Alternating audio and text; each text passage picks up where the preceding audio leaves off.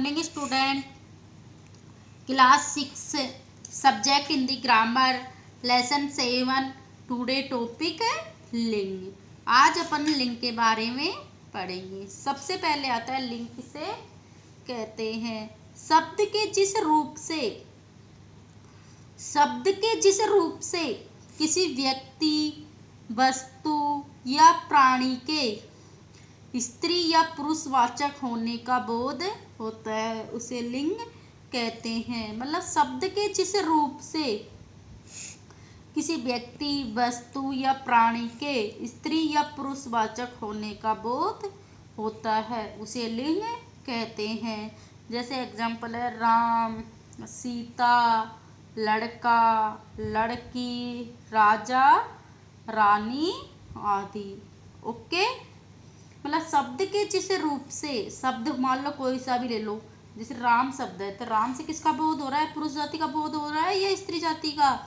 पुरुष जाति का। मतलब शब्द के जिस रूप से किसी व्यक्ति, वस्तु या प्राणी के स्त्री या पुरुषवाचक होने का बोध होता है उसे लिंग कहते हैं। एग्जाम्पल है राम, राम किसका बोध करा रहा है? पुरुष जाति का। सीता, सीता किसका बोध करा रही है? स्त्री जाति के। लड़का पुरुष जाति का, लड़की स्त्री जाति का, राजा पुरुष जाति का, रानी स्त्री जाति का। ओके, एग्जाम्पल आपने देख लिया राम, सीता, लड़का, लड़की, राजा, रानी। इसमें से राम, लड़का और राजा तो किसका बोध करा रहे हैं? पुरुष जाति का। और सीता, लड़की, रानी किसका बोध करा रही है? स्त्री जाति का। लिंग के भेद। लिंग के कितने भेद होते हैं? हिंदी भाषा में लिंग के 2 भेद होते हैं। हिंदी भाषा में लिंग के कितने भेद होते हैं? 2। जबकि संस्कृत में कितने होते हैं? 3। लिंग के कितने भेद होते हैं संस्कृत में? 3। और हिंदी भाषा में लिंग के कितने भेद होते हैं? 2। कौन कौन से? एक तो पुल्लिंग और स्त्रीलिंग। कौन कौन सा? पुल्लिंग और स्त्रीलिंग। देखो पुल्लिंग कौन से होते हैं? पुल्लिंग कौन से होते हैं? जिन शब्दों से पुरुष जाति का बोध होता है वे पुल्लिंग कहलाते हैं। मतलब जिन शब्दों से अपन को पुरुष जाति का बोध करा रहे हैं वो पुल्लिंग कहलाते हैं। जैसे घोड़ा, पुरुष, शेर, मोर आदि। इन शब्दों से अपन को किसका बोध करा रहा है? पुरुष जाति का बोध करा रहे हैं ना। घोड़ा शब्द भी पुरुष जाति का, पुरुष भी पुरुष जाति का, शेर भी पुरुष जाति का, मोर भी पुरुष जाति का। तो जिन शब्दों से हमें पुरुष जाति का बोध कराते हैं वो पुल्लिंग कहलाते हैं। मतलब जो शब्द में पुरुष जाति का बोध कराते हैं वो पुल्लिंग कहलाते हैं। फिर आते हैं स्त्रीलिंग। फिर स्त्रीलिंग क्या होता है? जिन शब्दों से स्त्री जाति का बोध होता है वे स्त्रीलिंग कहलाते हैं। मतलब जिन शब्दों से स्त्री जाति का बोध होता है वह स्त्रीलिंग कहलाते हैं। जैसे घोड़ी है, घोड़ी भी स्त्री जाति का बोध करा रही है। स्त्री है, स्त्री भी स्त्री जाति का बोध करा रही है। शेरनी है, शेरनी भी स्त्री जाति का बोध करा रही है। मोरनी, मोरनी भी किसका बोध करा रही है? स्त्री जाति का।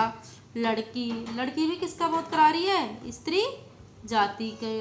Okay, repeat again. लिंग किसे कहते हैं? शब्द के जिस रूप से किसी व्यक्ति, वस्तु या प्राणी के स्त्री या पुरुषवाचक होने का बोध होता है उसे लिंग कहते हैं।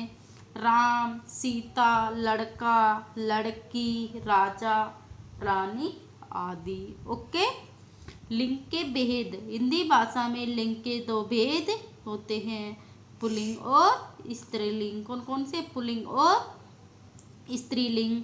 पुल्लिंग जिन शब्दों से पुरुष जाति का बोध होता है वे पुल्लिंग कहलाते हैं। मतलब जिन शब्दों से पुरुष जाति का बोध होता है वे पुल्लिंग कहलाते हैं। घोड़ा, पुरुष, शेर, मोर आदि। फिर आता है स्त्रीलिंग। जिन शब्दों से स्त्री जाति का बोध होता है वे स्त्रीलिंग कहलाते हैं। मतलब जिन शब्दों से स्त्री जाति का बोध होता है वे स्त्रीलिंग कहलाते हैं। एग्जाम्पल है घोड़ी, स्त्री, शेरनी, मोरनी, लड़की आदि। फिर उसके बाद आता है पुल्लिंग से स्त्रीलिंग बनाने के नियम। कौन से? पुल्लिंग से स्त्रीलिंग बनाने के कौन कौन से नियम होते हैं? तो सबसे पहले है पुल्लिंग से स्त्रीलिंग बनाने के अकारांत। अकारांत पुल्लिंग शब्दों को आकारांत कर देने से स्त्रीलिंग हो जाते हैं। मतलब अकारांत पुल्लिंग शब्दों को आकारांत कर देने से, अकारांत यानी एक ही मात्रा वाले और आकारांत आप की मात्रा वाले शब्द। तो अकारांत पुल्लिंग शब्दों को, मतलब अकारांत पुल्लिंग शब्द हैं उनको आकारांत कर देने से स्त्रीलिंग हो जाते हैं। अकारांत को आकारांत कर देने से क्या हो जाते हैं? स्त्रीलिंग। जैसे छात्र, एक ही ध्वनि आ रही लास्ट में, त्र में छात्र, तो उसमें आ की मात्रा लगा दोगे क्या हो जाएगा? स्त्रीलिंग। जैसे छात्र का क्या हो गया? छात्रा। छात्र का क्या होएगा? छात्रा। श्याम का श्यामा। श्याम का क्या हो गया? श्यामा। श्याम, लास्ट में एक ही मात्रा है तो आ की मात्रा लगा दो, श्यामा, स्त्रीलिंग हो गए ना। ओके। फिर है प्रिय। प्रिय का क्या हो गया? प्रिया। प्रिय का क्या हो गया? प्रिया। फिर है सूत। सूत का क्या होता है? सुता। सूत का क्या होता है? सुता। ओके।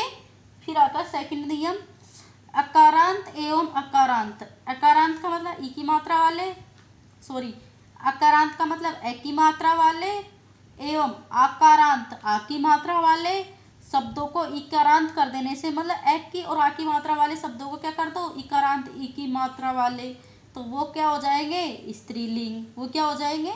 स्त्रीलिंग शब्द। मतलब अकारांत एवं आकारांत शब्दों को इकारांत कर देने से स्त्रीलिंग हो जाते हैं। जैसे लड़का का लड़की, क्योंकि लड़का आ की मात्रा वाला शब्द है तो उसको ई की मात्रा वाला कर देंगे तो क्या बन जाएगा? लड़की। मुर्गा का मुर्गी। दादा का दादी। बेटा का बेटी। ओके। फिर आता है अकारांत। अकारांत पुल्लिंग शब्दों में नी जोड़ देने से, अकारांत पुल्लिंग शब्दों में नी जोड़ देने से वे स्त्रीलिंग हो जाते हैं। अकारांत पुल्लिंग शब्दों में नी जोड़ देने से वे स्त्रीलिंग हो जाते हैं। जैसे मोर का मोरनी। शेर का शेरनी। भील का भीलनी।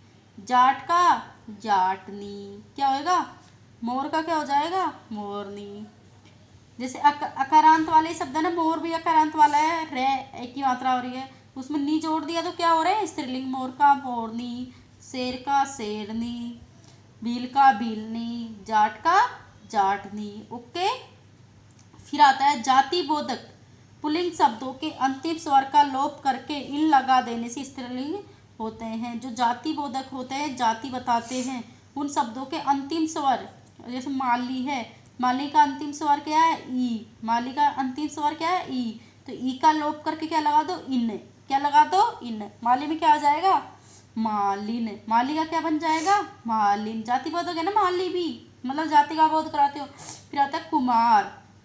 कुमार का अंतिम स्वर क्या है? रे। कुमार का अंतिम स्वर क्या है? रे। रे में किसकी धारा निकल रही है? एक की। किसकी निकल रही है? एक की। तो क्या हो जाएगा? कुमारिन। क्या बन जाएगा? कुमारिन। ओके। फिर है पुजारी। पुजारी में क्या बन जाएगा? पुजारिन। क्या बन जाएगा? पुजारिन। धोबी में धोबिन। धोबी में क्या बन जाएगा? धोबिन। नाग में नागिन। नाग में क्या बनेगा? नागिन। ओके। Repeat again. अकारांत पुल्लिंग शब्दों को आकारांत कर देने से वे स्त्रीलिंग हो जाते हैं। छात्र का छात्रा। श्याम का श्यामा। प्रिय का प्रिया। सूत का सुता। ओके।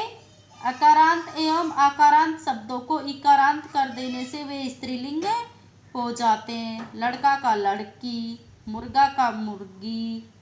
दादा का दादी। बेटा का बेटी। ओके।